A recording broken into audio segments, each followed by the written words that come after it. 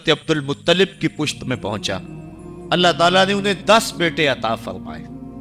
انہوں نے منت مانی تھی، اے اللہ اگر تو مجھے 10 بیٹے دے اور وہ جوان ہوں، تنو مند ہوں، تو میں ایک بیٹا تیرے راستے میں قربان کروں گا۔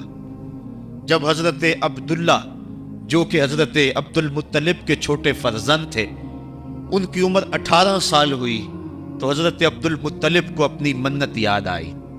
انہوں نے اپنے 10 بیٹوں کو بلایا، کہا بیٹا میں نے کعبہ کے رب سے یہ وعدہ کیا ہے کہ اللہ مجھے اگر 10 بیٹے دے گا تو میں ایک بیٹا اللہ کی راہ میں قربان کروں گا۔ اب تم بتاؤ تمہاری رائے کیا ہے؟ کہانی حرم کی پھر دوبارہ دہرائی جا رہی۔ کہا رائے بتاؤ۔ 10 کے 10 بیٹوں نے گردن خم کر دی۔ کہا ایک بیٹے کو ذبح کرنا ہے۔ کہا جس کو چاہو۔ کہا نہیں میں قرعہ ڈالتا۔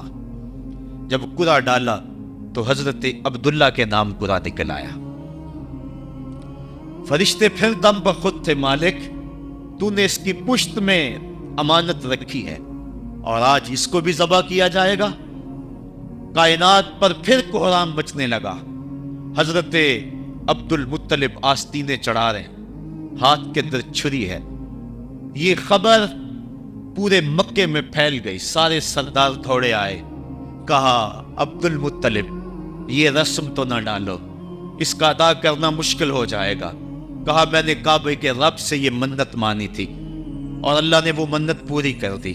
اب میں تو جب قرعہ نکالا تو میرے اس فرزند کے نام قرعہ نکل آیا، میں اس منت کو ہر صورت میں پورا کروں گا۔ لوگ اکٹھے ہو گئے، منت سماجت کر رہے ہیں، لیکن حضرت سیدنا عبد المطلب ہر صورت میں اپنی اس منت کو پورا کرنے کے لیے مصر ہیں۔ پھر کہا کہ حجاز کی حرافہ اس کے پاس چلتے ہیں اور جا کے اس کے سامنے یہ مسئلہ رکھتے ہیں۔ بعض نے لکھا کہ حجر کی کہنا کے پاس جاتے ہیں۔ با اختلاف روایات وہ حجاز کی حرافہ کے پاس پہنچے۔ جب اس کا پتہ کیا تو وہ خیبر میں تھی، تو اس کے پاس سارے سردار اکٹھے ہو کے گئے کہ اس طرح ہمارے سردار نے منت مانی تھی تو اب وہ بیٹے کو ذبح کرنے کے لیے تیار ہے، تو تم بتاؤ کس کے بارے میں ہمیں کیا کرنا چاہیے۔ اس نے کہا کل آنا، میرا تابعی آئے گا تو میں اسے پوچھوں گی، جو مجھے کہے گا میں تمہیں بتا دوں۔ اگلے دن یہ سردار پھر اس حرافہ کے پاس پہنچے۔ اس نے کہا کہ میرا تابعی آیا تھا، پہلے تم یہ بتاؤ کہ تمہارے ہاں کسی شخص کی دیت کتنی ہے، جو شخص مقتول ہو اس کی دیت قاتل کتنی دیتا ہے؟ انہوں نے کہا 10 اونٹ۔ کہا جاؤ پھر ایک طرف 10 اونٹ رکھو اور ایک طرف عبداللہ کا نام رکھو اور قرعہ ڈالو۔ اگر 10 اونٹوں کی طرف قرعہ نکل آیا تو 10 اونٹ ذبح کر دینا، اور اگر عبداللہ کی طرف نام نکل آیا پھر دوبارہ 10 اونٹ ادھر اور رکھنا، 20 رکھنا، اور اس طرح اونٹ 10 بڑھاتے جانا۔ جب قرعہ عبداللہ کے نام سے ہٹ کر اونٹوں کی طرف نکلا تو پھر اتنے اونٹ ذبح کر دینا۔ میرے تابعی نے یہی حل بتایا ہے۔ کہا ٹھیک۔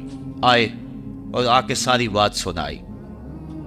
10 اونٹ ایک سمت رکھے گئے اور حضرت عبداللہ کا نام ایک سمت رکھا گیا۔ جب قرعہ نکالا تو حضرت عبداللہ کے نام نکلا۔ پھر 20 اونٹ رکھے گئے، پھر قرعہ نکالا تو حضرت عبداللہ کے نام نکلا۔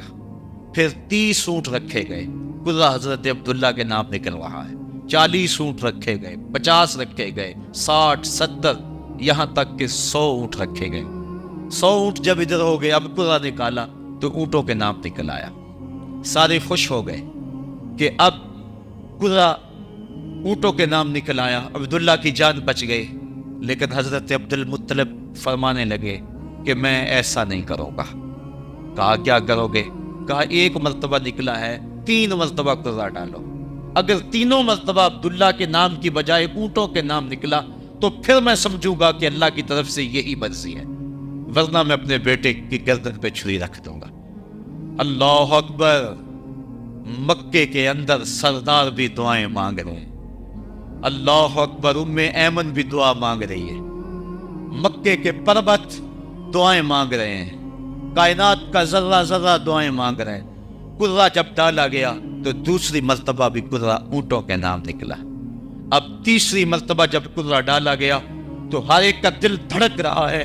حضرت عبد المطلب تیار ہیں. کہا اگر تیسری مرتبہ بھی قرہ اونٹوں کے نام نہ نکلا تو میں اپنے بیٹے کی گردن پہ چھری پھیروں گا، چونکہ میں نے کعبے کے رب سے منت مانی ہوئی ہے.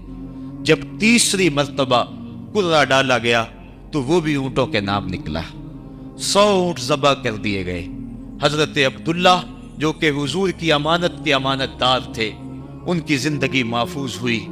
حضور علیہ السلام فرمایا کرتے تھے انا ابن الذبیحین، لوگوں میں 2 ذبیحوں کا بیٹا ہوں. ایک ذبیح اسماعیل علیہ السلام ہے اور ایک ذبیح میرے والد حضرت عبداللہ رضی اللہ تعالیٰ عنہ. جلدی سے حضرت عبداللہ کی شادی کی گئی. حضرت آمنہ سلام اللہ علیہا آپ سے نکاح ہوا. شادی کو بھی چند ماہ ہی گزرے تھے کہ حضرت عبداللہ رضی اللہ تعالیٰ عنہ شام کی طرف تجارت کی غرض سے گئے. واپس جب مدینہ طیبہ پہنچے تو ان کی طبیعت خراب ہو گئی. تو وہ چند لمحے چند دن وہاں رک گئے.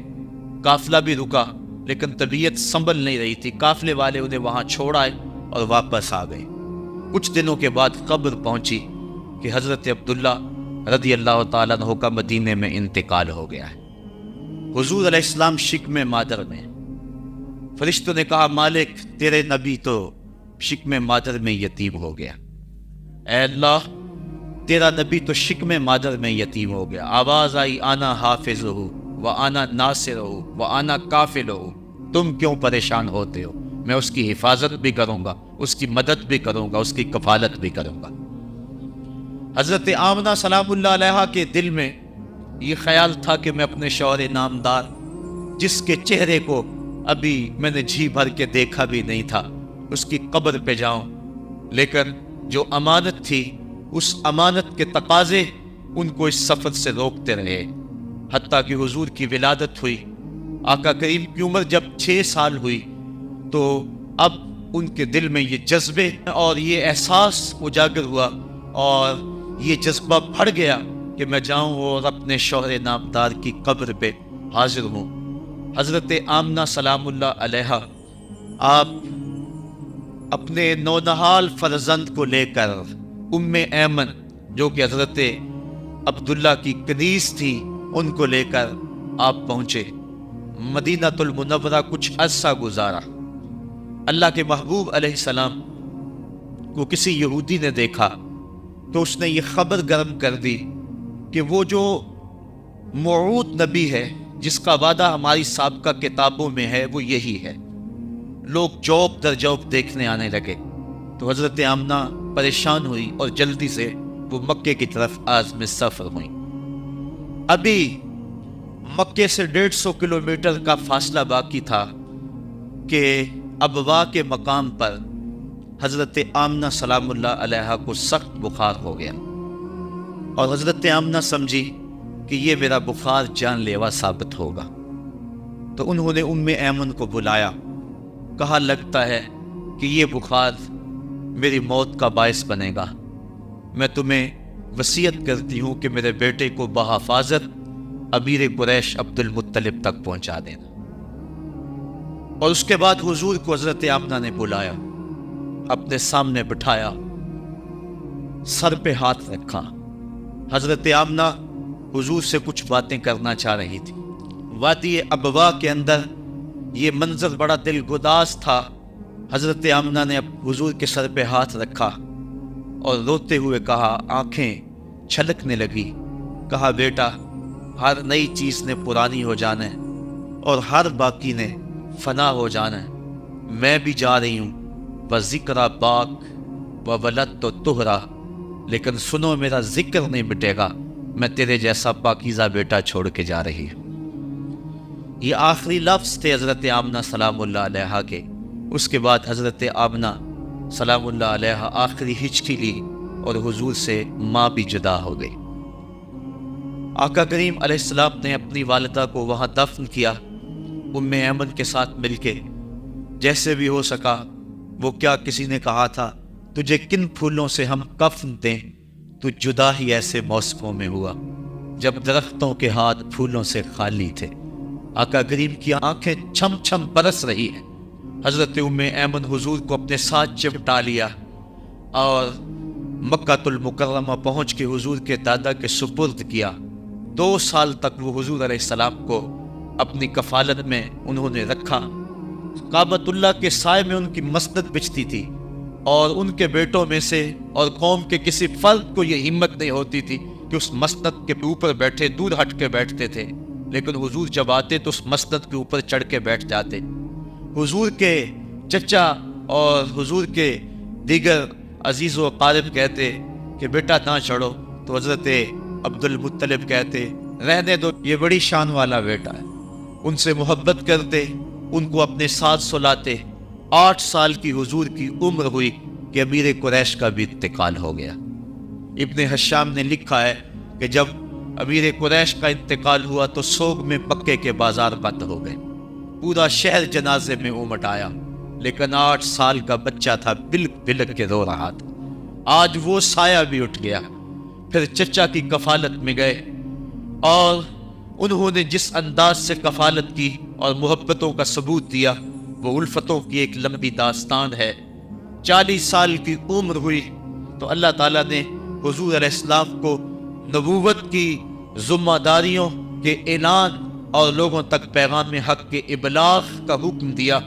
آقا کریم علیہ السلام جب پیغام حق لے کر میدان میں آئے تو گلی کوچوں اور بازاروں کے اندر مخالفتیں، نکتہ چینیاں، ناموافق حالات کے جکڑ اور مخالفتوں کی آندیاں چلنے لگی۔ ابھی آپ سن رہے تھے کہ حضرت بلال حبشی کے ساتھ کیا سلوک کیا جاتا رہا، کس انداز کے ساتھ ان کے سینے پہ پتھر رکھ دیا جاتا۔ حضرت خباب بن ارد کے ساتھ کون سا سلوک کیا جاتا رہا، کون کون سے دکھ تھے جو روانہ رکھے گئے۔ حضرت زنیرہ، ان کے گلے کے اندر کوڑا ڈال کر کوڑے کی رسی کو تاؤ دیے گئے، یہاں تک کہ ان کی آنکھیں باہر آ گئی اور آنکھوں کی روشنی جاتی رہی۔ ابو جہل بولا اب بلانا اپنے محمد کو جو تیری آنکھوں کی روشنی کو واپس کرے۔ زنیرہ نے ہاتھ پھیلا لیے اور کہا عرش کے رب، میں ان آنکھوں کا نور کیا میرے بدن کے ٹکڑے ٹکڑے ہو جاتے، کبھی بھی تیرے سے زندگی نہ مانگتی، لیکن اب تیرے نبی کی عزت کا سوال ہے، میری آنکھوں کی روشنی واپس کر دے۔ روایات میں آتا ہے کہ اللہ نے حضرت زنیرہ کی آنکھوں کی روشنی واپس کر دی۔ تکلیفیں آئیں، دکھ آئے۔ مکے کے چوک کے اندر حضرت سمیہ کو نیزہ مار کر ابو جہل نے شہید کیا۔ یہ اسلام کی پہلی شہیدہ تھی جن کا خون مکے کے ریگزار کے اندر گرا۔ حضرت یاسر کو شہید کیا گیا۔ یہ حضرت عمار ابن یاسر کے والد تھے، اور سمیہ حضرت عمار ابن یاسر کی والدہ ماجدہ تھی۔ حضرت عمار ابن یاسر کو تختہ سیتم پہ رکھا گیا اور انہیں کوڑوں سے ان کی تواضع کی گئی۔ آقا کریم آئے، عمار ابن یاسر دکھوں اور اذیتوں میں سے 2-4 تھے۔ آقا کریم نے سر پہ ہاتھ رکھا اور کہا صبرن آل یاسر، صبرن آل یاسر، ان موعدکم الجنہ۔ کہا آل یاسر صبر کرو، آل یاسر صبر کرو، میں تمہیں جنت کا وعدہ دیتا ہوں۔ تکلیفیں آئیں، دکھ سہے۔ اس راستے کے اندر مکے کی گلیوں میں حضور کے ساتھ جو سلوک ہوا کون بھول سکتا ہے۔ کبھی کانٹے بچھ رہے ہیں، کبھی حضور کی راہوں میں گڑھے کھوتے جا رہے ہیں، کبھی اوجریاں ڈالی جا رہی ہیں بدن اطہر کے اوپر۔ ابو لہب اپنے گھر کا کوڑا اٹھا کر حضور کی دہلیز پہ ڈال جاتا ہے۔ عقبہ بن ابی معیط حضور کے گلے کے اندر کپڑا ڈال کے اس کو تاؤ دیتا ہے۔ حضور فرماتے ہیں جتنے دکھ اس نے مجھے دیے کسی نے نہیں دیے۔ اذیتوں کی داستانیں رقم ہو رہی ہیں۔ آقا کریم علیہ السلام کے شفیق چچا بھی انتقال کر جاتے ہیں۔ جب گھر آتے تو اپنی زوجہ حضرت خدیجۃ الکبریٰ سے دکھڑے کہتے، وہ بھی انتقال کر جاتی۔ اس سال کا نام عام الحزن رکھا جاتا ہے، دکھوں کا سال، مصیبتوں کا سال۔ آقا کریم بہت دل برداشتہ ہوئے قوم سے، پھر سوچا چل طائف چلتا ہوں اور طائف والوں کو پیغام حق دیتا ہوں، شاید میری آواز پر وہ لبیک کہہ دیں۔ 1 مہینے کا سفر کر کے حضرت زید بن حارثہ کو ساتھ لے کر طائف پہنچے۔ ان کے 3 سردار تھے، عبد یالیل بن عمر، حبیب بن عمر اور مسعود بن عمر۔ ان کے پاس جا کر پیغام حق دیا، کہا تمہاری بھلائی کا سندیشہ لے کر بڑی دور سے چلا ہوں، میری دعوت کو قبول کر لو، دنیا میں بھی کامیابی، आखिरत में भी कामरानी तुम्हारा मुकद्दर होगी। ये दावत पेश की। उन्होंने कहा कि हम तुम्हारी दावत को मुस्तरद करते हैं। एक बोला कि और कोई ज़माने में बंदा नहीं था जिसको नबूवत मिलती, तुझे मिलनी थी। किसी ने कुछ कहा, ताने दिए, दिल दुखाया हुजूर का।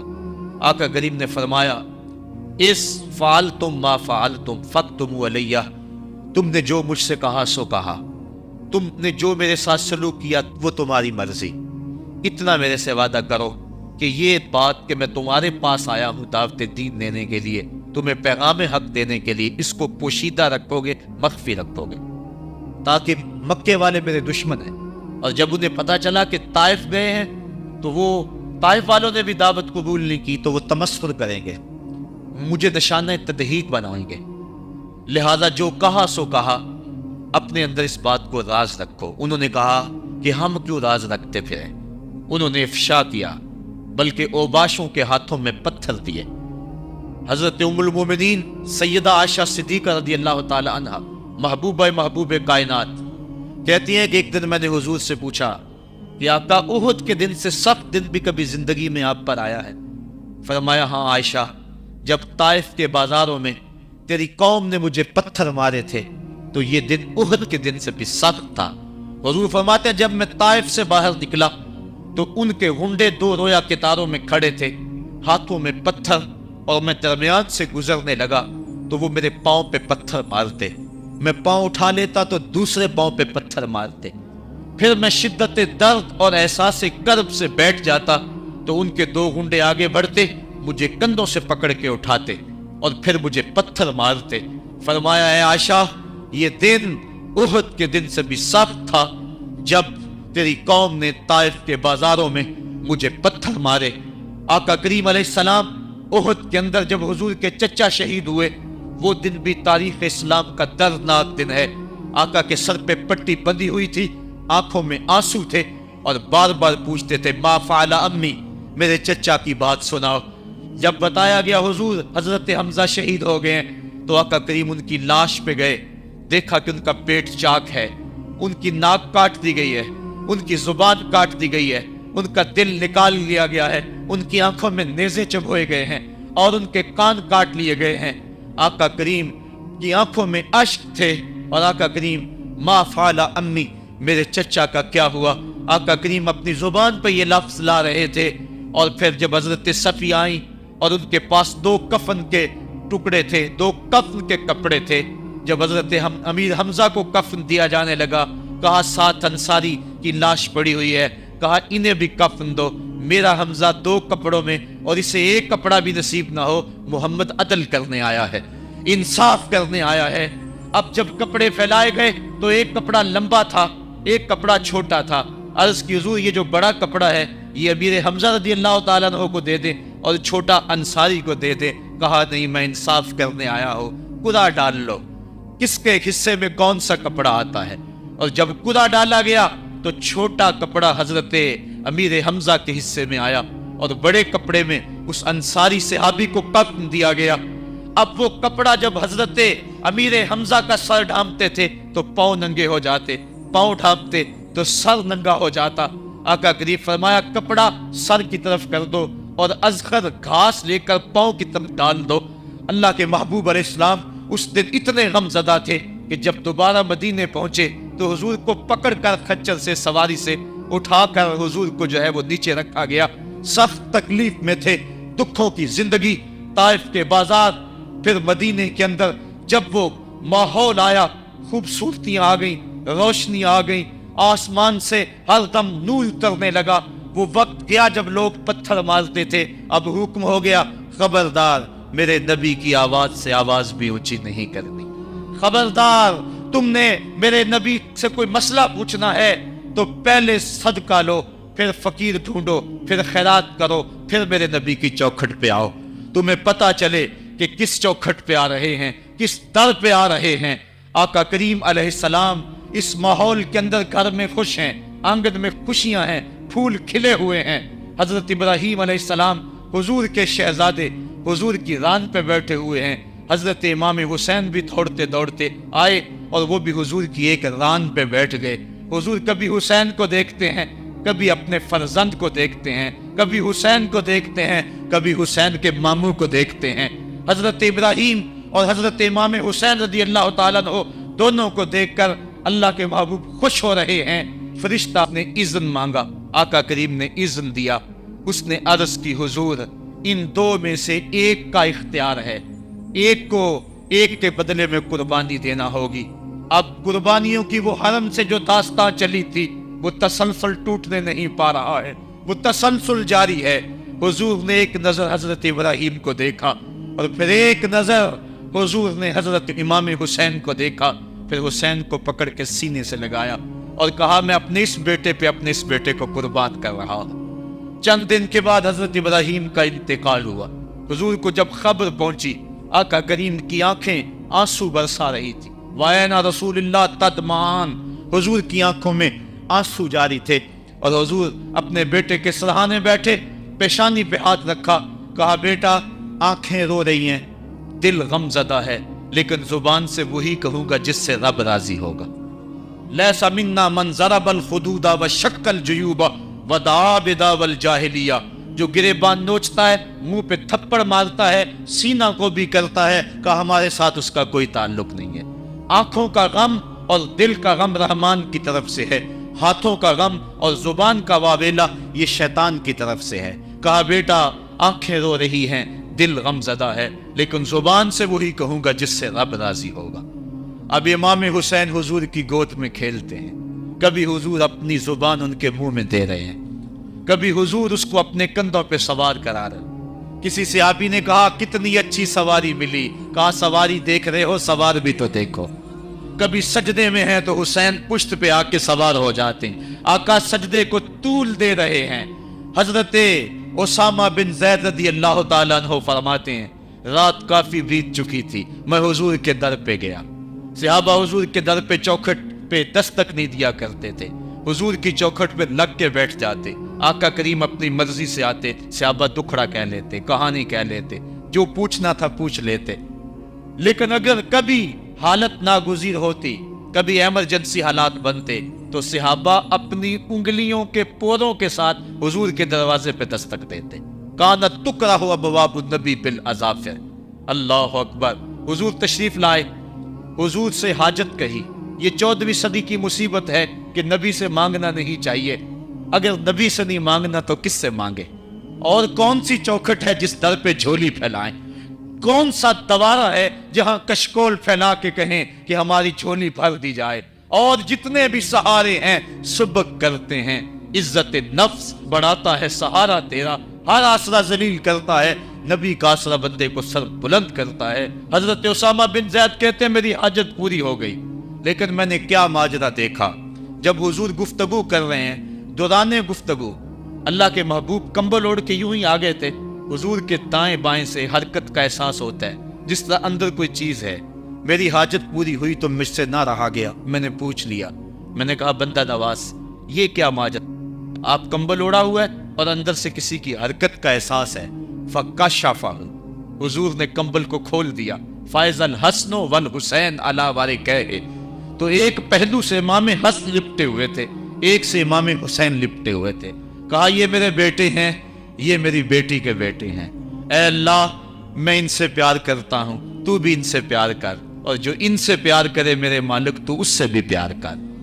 اور ایک دن فرمایا حسین و منی وانا من الحسین، لوگو حسین مجھ سے ہے اور میں حسین سے ہوں۔ لمحے بیتتے گئے، پھر وہ جاں گداز لمحے بھی آئے جب صحابہ کی چیخیں نکل رہی تھی، جب مسجد نبوی اجڑ رہی تھی، جب حجرہ عائشہ کے اندر اللہ کے محبوب اپنے رب کے ہاں جانے کی تیاریاں کر رہے تھے، جب سیدہ فاطمہ کے لبوں پہ یہ لفظ تھے صبت علیہ مصائب لو صبت علی الارض سرنا لیالیا، میرے اوپر اتنی مصیبتیں پڑی، اگر یہ دنوں پہ پڑتی تو وہ بھی کالی راتیں بن جاتے۔ حضور علیہ السلام کا جب جسد اطہر اٹھا تو صحابہ کی جو حالت تھی وہ اس انداز سے کہ صحابہ کے کلیجے پھٹ رہے تھے، روحیں گداس ہو رہی تھی۔ ایک ہاتھ اٹھا کے دعا مانگ رہا تھا، اللہم اذہب بصری حتی لا ارا بعد حبیبی محمد احدا، اے اللہ مجھے اندھا کر دے، مجھے اندھا کر دے، مجھ میری آنکھوں کی بینائی چکلے، تیرا محبوب تہے مزار چلا گیا، میں نے آنکھوں کی روشنی کو کیا کرنا ہے۔ وہ دن بھی آئے، حضرت سیدنا صدیق اکبر کا کلیجہ بھی پگھل رہا ہے، وہ بھی غم رسول میں رو رہے ہیں، صحابہ تڑپ رہے ہیں۔ وہ اونٹنی، غصبہ نامی اونٹنی جس پہ حضور سواری کرتے تھے، وہ حضرت فاطمہ کے دروازے کے اوپر سر رکھ کے رو رو کے مر گئی۔ جب محبوب نہیں رہے تو ہم نے جی کے کیا لینا ہے۔ کائنات اجڑ گئی، جہان میں جو ہے وہ ہر سمت اندھیرا ہی اندھیرا چھا گیا، لیکن روشنی کے ٹمٹماتے ہوئے چراغ آج بھی روشن ہیں، جن کو دیکھ کر مصطفیٰ یاد آتے ہیں۔ لوگ ان شہزادوں کو دیکھ لیتے ہیں اور حضور کی یاد کو تازہ کر لیتے ہیں۔ وقت گزرتا گیا، پھر وہ لمحے بھی آئے کہ جب حضرت امام حسن کو زہر دیا گیا اور آپ کا کلیجہ کٹ کٹ کے کئی سو حصوں میں باہر آیا۔ آپ سے آخری لمحے حضرت امام حسین نے پوچھا کہ میرے بھائی کوئی وصیت؟ کہا بیٹا کوفے والوں سے بچ کے رہنا، ان کے دغے سے بچ کے رہنا۔ لمحے بیت گئے، 60 ہجری کو یزید تخت نشین ہوا، تخت نشین ہو گیا تھا، لیکن اس نے یہ چاہا کہ حضرت امام حسین رضی اللہ تعالی عنہ میرے لیے بیعت کر لیں، اور اس نے مدینے کے گورنر ولید بن عقبہ کو خط لکھا، اور خط کا مضمون یہ تھا کہ امام حسین کو بلاؤ اور میرے لیے بیعت لو، اور اگر وہ بیعت نہیں دیتے تو اس خط کے جواب کے ساتھ ان کا سر بھیج دو۔ ولید بن عتبہ محب اہل بیت تھا، اس نے رات کی کافی تاریکی کے اندر حضرت امام حسین رضی اللہ تعالیٰ عنہ کو پیغام بھیجا۔ حضرت امام حسین نے حضرت عبداللہ ابن زبیر سے مشورہ کیا، انہوں نے کہا اس وقت گورنر کا بلانا خیر نہیں، صبح جائیں گے۔ آپ فرمایا نہیں میں بھی جاتا ہوں۔ کچھ سواروں کو ساتھ لیا، کہا تم باہر کھڑے ہو جانا دارالامارت کے، اگر میں آواز دوں تو تم دوبارے پلانگ کے اندر آ جانا۔ ولید بن عتبہ کے پاس امام حسین پہنچے، آپ نے کہا کہ سناؤ کیا معاملہ ہے؟ تو اس نے کہا کہ یہ خط ہے جو یزید نے بھیجا ہے۔ آپ نے فرمایا کہ میں صبح بتاؤں گا۔ ولید بن عتبہ نے کہا ٹھیک ہے۔ امام حسین پلٹنے لگے تو مروان بن حکم جو پاس بیٹھا ہوا تھا گورنر کے، کہنے لگا یہ چلے گئے تو دوبارہ ہاتھ نہیں آئیں گے، اب موقع ہے، اب ان کو پکڑ لو اور ان سے زبردستی بیعت لے لو۔ یہ بات حضرت امام حسین کے کانوں میں پڑی، آپ پلٹے، نیام سے تلوار نکالی، حیدری کچھار سے محمدی شیر نکل آیا، اور حضرت امام حسین رضی اللہ تعالیٰ عنہ نے اس وقت جو جملے کہے، تاریخ کے اوراق کے اندر وہ جملے محفوظ ہیں۔ حضرت امام حسین نے کہا ایھا الامیر، اے امیر تو جانتا نہیں ہم کون ہیں؟ انا معدن الرسالہ و محبت الوحی و مختلف الملائکہ، میں وہ ہوں جس کے گھر میں جبریل آتا تھا، ہمارے گھر میں وحی اترتی رہی ہے۔ وَيَزِيدُ بْنُ الْمُعَاوِيَةِ رَجُلٌ فَاسِقٌ فَاجِرٌ قَاتِلُ النَّفْسِ مُعْلِنٌ بِالْفِسْقِ شَارِبُ الْخَمْرِ وَمِثْلُنَا لَا يُبَالِعُ، کہا اور یزید شرابی ہے، یزید مسلمانوں کا قاتل ہے، یزید فاسق مولن ہے، اے امیر میرے جیسا شخص چھپ کر بیعت نہیں کر سکتا۔ اللہ اکبر۔ حضرت امام حسین نے جب یہ بات کہی، جو باہر لوگ کھڑے تھے وہ بھی چاقو چوبند ہو گئے۔ اس نے کہا حضور آپ جائیے۔ مروان مشورے دیتا رہا، لیکن حضرت امام حسین کو گورنر مدینہ نے کہا کہ آپ جائیے۔ حضرت امام حسین رضی اللہ تعالیٰ عنہ واپس پلٹے۔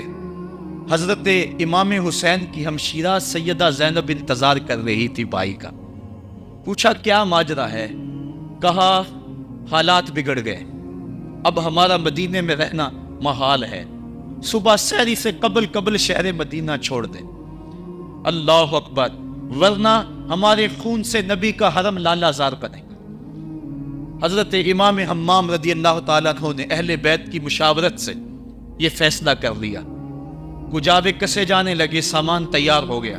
حضرت محمد بن حنفیہ کو کہا کہ تم یہاں رہو اور تم خبر پہنچانا کہ پیچھے کیا ماجرے ہوتے ہیں، اور مکے کی طرف میں سفر کر رہا۔ کہانی لمبی ہو رہی ہے اور وقت کے دامن میں اتنی گنجائش نہیں ہے کہ پھر کس طرح شہر مدینہ چھوڑا ہوگا. حاجی جاتے ہیں 8 دن اور 8 دن کے بعد مدینہ چھوڑتے ہیں. ان سے کوئی پوچھو کہ مدینہ چھوڑنا کتنا مشکل ہے. وہ کیا کسی حاجی کو لوگ مبارک دے رہے تھے؟ اس نے کہا تھا مبارک دے رہے ہو دوستو حج و زیارت کی، میرا غم بھی تو دیکھو، میں مدینہ چھوڑ آیا ہوں. جو 8 دن مدینہ رہتا ہے اس سے مدینہ چھوڑا نہیں جاتا جس کی ولادت مدینے میں ہوئی. جو کھیلتا تھا تو مدینے کی گلیوں میں، جس کے گھر کا دروازہ مسجد نبوی میں کھلتا تھا، اس حسین کو مدینہ چھوڑنا قیامت ہوگی. شہر مدینہ چھوڑا. حضرت امام حسین رضی اللہ تعالیٰ عنہ مکہ المکرمہ پہنچے. وہاں رمضان گزرا، حالات وہاں بھی بگڑتے گئے. مسلسل خط آتے رہے کوفے سے. کہانی طویل ہے. 8 ذو الحج کو حضرت امام حسین رضی اللہ تعالیٰ عنہ کوفے کی طرف عازم سفر ہوئے. حضرت عبداللہ ابن عمر، عبداللہ ابن عباس رضی اللہ تعالیٰ عنہما اور دیگر صحابی ہاتھ جوڑ کے کھڑے ہو گئے. بلکہ حضرت عبداللہ ابن عباس نے تو یہاں تک کہہ دیا کہ میں دیکھ رہا ہوں کہ وہاں تمہیں شہید کیا جائے گا، آپ اگر ضرور جاتے ہیں تو ان بچوں کو چھوڑ دیں. حضرت امام حسین فرماتے میرے غم گسارو، میرے پیارو، مجھ کو نہ روکو، مجھ کو جانے دو، مجھے نانے کے دی کی ڈوبتی کشتی بچانے دو. میں جاتا ہوں کہ دنیا پر وفا کا نام رہ جائے، میں رہوں نہ رہوں پر عظمت اسلام رہ جائے. میں نہیں جاتا تو نبی کے گھر کی آن جاتی ہے، لوگوں تمہارا دین جاتا ہے، میری غیرت ایمان جاتی ہے. کہا مجھے جانا ہوگا. 8 ذو الحج کو لوگ کعبہ کی طرف آ رہے ہیں اور کعبہ دلہن کی طرح سورا ہوا ہے. طواف کرنے والوں کا جھرمٹ ہے. حاجی حج کرنے آ رہے ہیں لیکن حضرت امام حمام کسی اور حج کی تیاری کر رہے ہیں. کسی نے کہا حج تو کر جائیں، اتنی مرتبہ مدینے سے پیدل چل کے آئے اور آج تو مکہ المکرمہ میں موجود ہے. کہا پیچھے ہٹو، جو حج میں کرنے جا رہا ہوں وہ ننوکھا ہوگا، وہ نرالا ہوگا. تم بھی طواف کرو گے، میں بھی طواف کروں گا. تم طواف کعبۃ اللہ کا کرو گے اور میں خیموں کا طواف کروں گا. ایک حج تمہارا ہے، ایک حج میرا ہے. تم وہ سے لوگے کس کے حجر اسود کے، میں اپنے فرزند کا منہ چوموں گا. لوگوں ایک طواف تمہارا ہوگا، ایک طواف میرا ہوگا. تم آب زمزم پیو گے، میں پیاسا رہوں گا. اور تم کبھی صفا پہ کبھی مروہ پہ دوڑو گے، میں کبھی علی اکبر کی لاش اٹھانے جاؤں گا، کبھی میں قاسم کی لاش اٹھانے جاؤں گا، کبھی اون محمد کے تڑپتے ہوئے لاشوں کو اٹھانے جاؤں گا. لوگوں ایک حج تمہارا بھی ہے، ایک حج میرا بھی ہے. جب تم حج کر لو گے تمہاری سائی مکمل ہو جائے گی تو تم سر مڈا کے احرام کھول دو گے، اور جب میری سائی مکمل ہو جائے گی تو میں سر کٹا کے احرام کھول دوں گا. تم سفید احرام پہنو گے، میں سرخ احرام پہنوں گا. اور وہ حج قیامت تک کے آنے والے حجوں کی آبرو ہوگا. حسین اگر نہ شہید ہوتا تو آج گھر گھر یزید ہوتا. اسلام کی عظمت عیاں نہ ہوتی، خدا کے گھر میں اذان نہ ہوتی. بار الہا نوحہ سناتا پھرتا، تا روز جزا اشک بہاتا پھرتا. امداد نہ کرتے اگر کربلا میں حسین، اسلام تیرا ٹھوکریں کھاتا پھرتا. کربلا کی تپتی ہوئی ریگزار میں حضرت امام حسین نے جبر و ظلم کے خلاف جس سے کھڑے ہو کر عظیمت کی داستان رقم کی. 10 محرم کا دن تھا، جمعے کا یوم سعید تھا. بھیچ کربلا کے میدان میں دوپہر کے وقت جب نبی کا خاندان اجڑ رہا تھا، ایک ایک کلی اس چمن کی کٹ رہی تھی. 72 افراد 22,000 کے لشکر جرار کے مقابلے میں کھڑے تھے. وہ یزید جس نے اس کے علاوہ بھی بڑے جرم کیے، جس نے جو ہے وہ 1700 صحابہ کو مکہ المکرمہ میں شہید کیا، جس نے 700 حفاظ کرام کو شہید کیا، جس نے حضرت ابو سعید خضری کی داڑھی نوچ لی، جس نے مدینے کے اندر مسجد نبوی کے اندر گھوڑے باندھے، جس نے جو ہے وہ 3 دن تک مسجد نبوی کے اندر اذان نہ ہونے دی، وہ یزید آج کربلا کے تپتے ہوئے ریگزار کے اندر آل رسول کے ساتھ ظلم کی وہ داستان رقم کر رہا تھا کہ قیامت تک آنسو سسکیاں نہیں تھمنے پائیں گی. یزید مر گیا اس کا نام مٹ گیا، اس کا تشخص مٹ گیا، لیکن حسین کا نام آج بھی زندہ ہے، اس کا پیغام آج بھی زندہ ہے۔ یہ ہزاروں کا مجمع، یہ امٹتے ہوئے محبتوں کے جذبات، یہ آنکھوں کا آنسوؤں کا خراج دینا، کیا یہ حسین ابن علی کی زندگی کی دلیل نہیں ہے؟ کون ہے جو یزید کا نام لیتا ہو؟ آج اگر کوئی یزید کا نام لیتا بھی ہے تو سر جھکا کے لیتا ہے۔ میں کہتا ہوں کیسا تمہارا لیڈر ہے جس کا نام لینے سے قبل شرمندہ ہوتے ہو، جس کا نام لیتے ہوئے شرمندہ ہوتے ہو، جس کا نام لینے کے بعد پسینہ پسینہ ہوتے ہو۔ تم اپنے قائد اور لیڈر کا نام لیتے جھجکتے ہو، گردن جھکا کے دائیں بائیں دیکھ کے نام لیتے ہو، اور جب ہم نام اپنے آقا کا لیتے ہیں سر اٹھا کے لیتے ہیں۔ اے حسین ابن علی تم پر سلام۔ صاحبو، کربلا کا تپتا ہوا منظر ہے، اتنے دکھ آ گئے۔ حضرت سری سختی رضی اللہ تعالیٰ عنہ فرماتے ہیں کہ اللہ تعالیٰ نے جب کائنات کو بنایا، انسانوں کو تخلیق کیا، تو انسانوں کو پوچھا بتاؤ تم میرے ہوگے؟ سب نے کہا مالک ہم تیرے ہیں۔ لیکن جب دنیا کو پیدا کیا تو 9 حصے دنیا کی طرف ہو گئے، 1 حصہ اللہ کی طرف رہ گیا۔ پھر جب عقبہ کو پیدا کیا جو 10واں حصہ تھا، اس میں 9 حصے پھر آخرت کی طرف ہو گئے، جنت دوزخ کے لالچ میں ہو گئے، اور 1 حصہ صرف کہنے لگا نہ ہم جنت کو دیکھتے ہیں نہ دوزخ کو دیکھتے ہیں، مالک ہم تو تجھے دیکھتے ہیں۔ پھر جب اللہ تعالیٰ نے بلاؤں کو پیدا کیا، آزمائش اور امتحانوں کو پیدا کیا، تو 10ویں حصے کے اس 10ویں حصے میں پھر 9 حصے جو ہے وہ ہٹ گئے۔ 1 حصہ ایسا تھا جس نے گردن جھکا کے کہا زمین و آسمان کی بلائیں بنا کے ہمارے گلے کا توق بنا دے، تیرے راستے سے نہیں ہٹیں گے۔ کربلا کے تپتے ہوئے ریگزار میں وہ منظر رقم ہونے والا ہے۔ ایک قربانی منا میں ہوئی تھی، غریب و سادہ اور رنگی ہے داستان حرم، نہایت اس کی حسین اور ابتدا ہے اسماعیل۔ وہاں دمبا آ گیا، آگے 100 اونٹ آ گئے، اور آج اللہ اکبر، حضرت امام حسین کربلا کے تپتے ہوئے ریگزار میں 22,000 کے لشکر کے سامنے کھڑے۔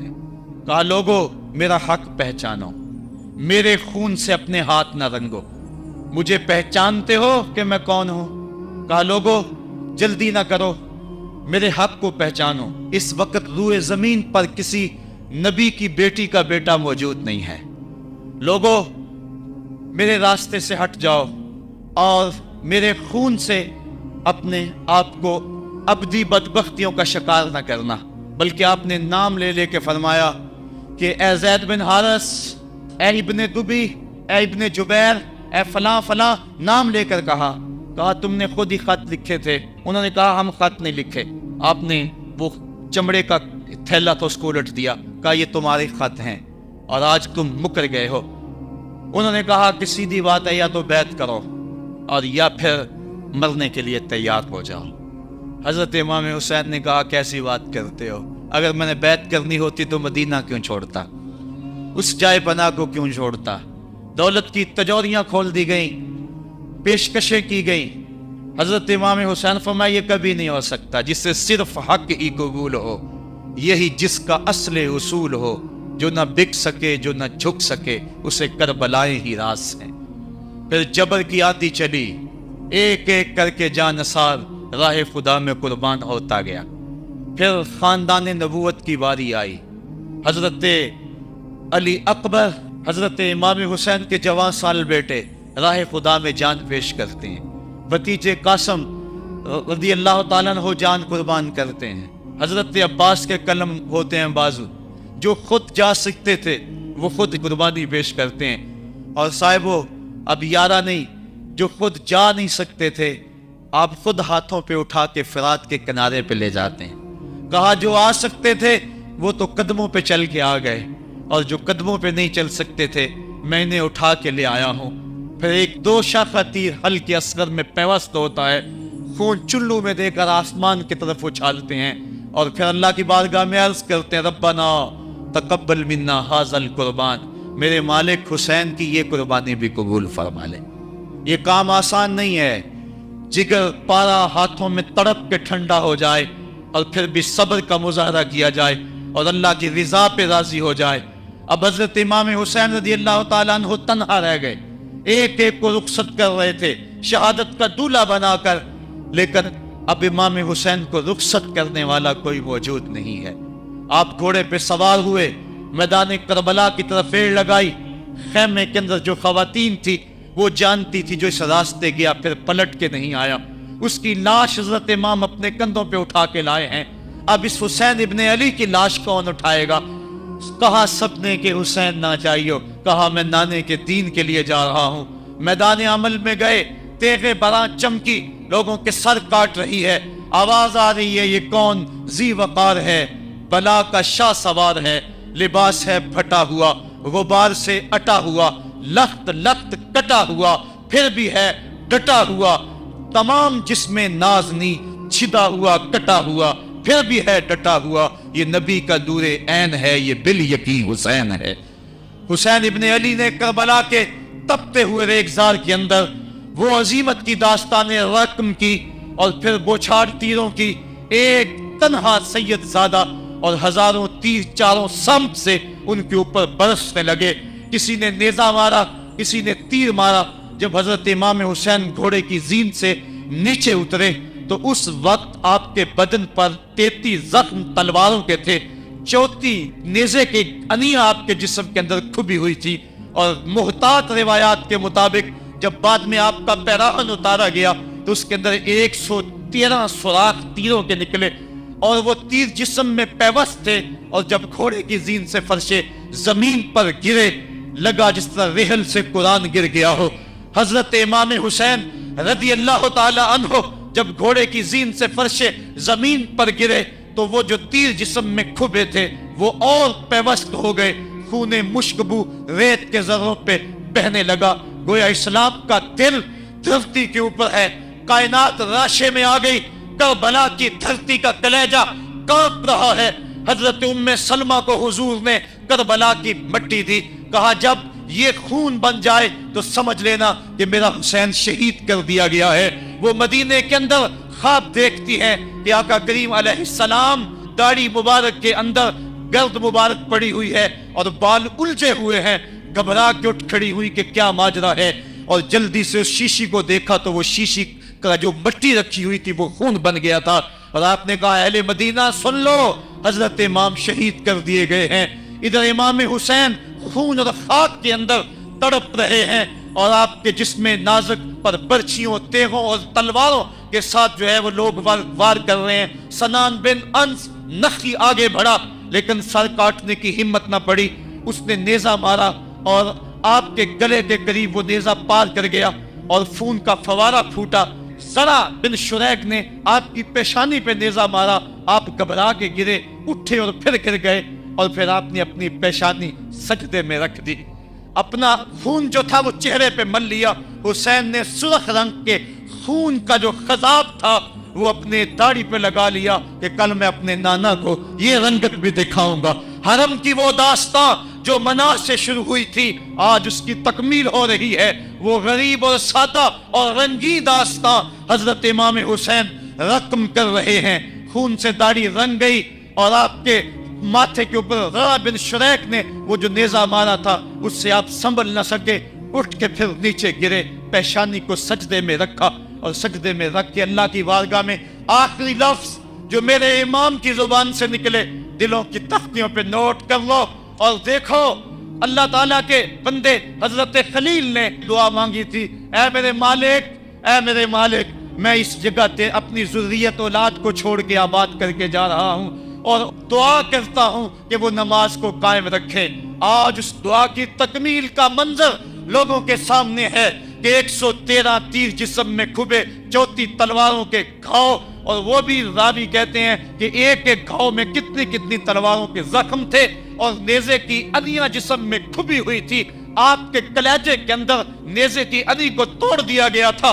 इस मौके पे हजरत इमाम हुसैन रज़ी अल्लाह ताला अन्हु ने अपने आप को संभाल के पेशानी को रेत के ऊपर रखा और अल्लाह की बारगाह में आखिरी लफ्ज हजरत इमाम हुसैन के लबों पे जो मचले खून निकल रहा था और फौली बिन यजीद आगे बढ़ के सरे अनवर को जुदा करने की तैयारियां कर रहा था। सनान बिन अंस आगे बढ़ा लेकिन कप आके पीछे हो गया। फौली बिन यजीद आगे बढ़ा, वो भी पीछे हो गया। फिर शिमर आया اور شبر آپ کے جسم نازک کے اوپر بیٹھ گیا۔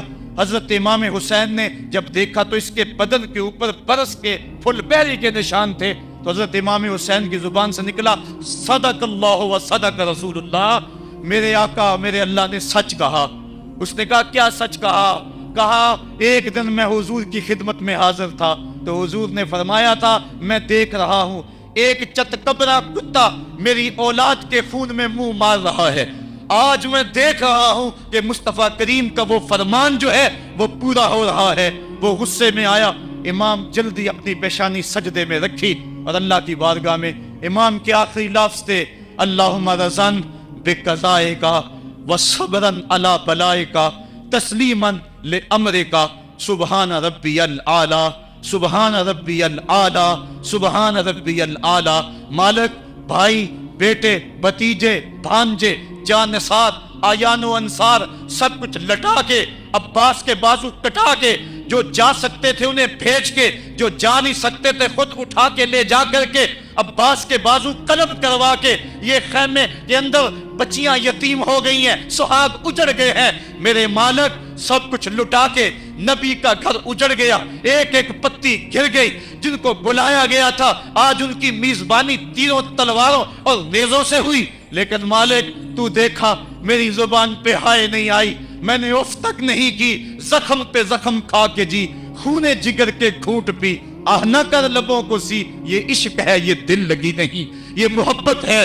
یہاں لوگ مصلوب بھی ہوتے ہیں، یہاں لوگ سولی بھی چڑھتے ہیں، حکم ہوتا ہے خبردار اگر آہ بھی کی تو صابروں سے نام کاٹ دوں گا۔ کہا مالک اللہم رضن بقضائک، جو تقدیر تھی میں اس پہ راضی ہو گیا، وصبرن علی بلائک، مالک تو نے دیکھا میں نے صبر بھی کیا، تسلیما لامرک، مجھے مالک اعتراض بھی کوئی نہیں، جو تیرا حکم تھا میں نے اس کو تسلیم بھی کر لیا، سبحان ربی العالی، مالک تو بڑا ہے تو بڑا ہے۔ حسین سب کچھ لٹا کے بچے کٹا کے بازو کٹا کے گھر اجاڑ کے مالک تیری بارگاہ میں حاضر ہو رہا ہے، اور اتنا کچھ کرنے کے باوجود بھی تیرے پہ راضی ہے۔ میرے مالک تو بھی بتا، تو بھی حسین پہ راضی ہوا ہے یا کہ نہیں ہوا ہے؟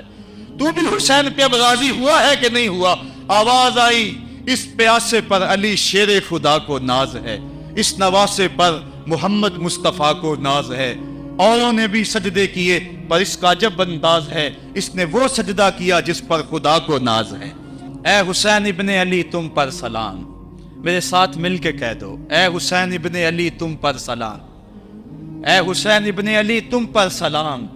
یہی وقت تھا جب خاندان نبوت لٹ رہا تھا، دوپہر کا وہی سما وہی لمحے، ان ہواؤں کو ہاتھ جوڑ کے کہو ہمارا سلام کربلا والے آقا کے حضور پہنچا دے، اور عرض کرو اے حسین ابن علی تم پر سلام، نازش آل نبی تم پر سلام، تم پہ لاکھوں رحمتیں لاکھوں سلام، اے شہیدان محبت کے امام، لالا گوں لالا بدن لالا کفن، اے چمن اندر چمن، زندگی ہی زندگی تیری حیات، اے حیات اندر حیات، افتخار ملت بیضا ہے تو، رب کعبہ کی قسم یکتا ہے تو، فخر کا دل میں دریچہ باز کرنا چاہیے، جن کا تو آقا ہے ان کو ناز کرنا چاہیے۔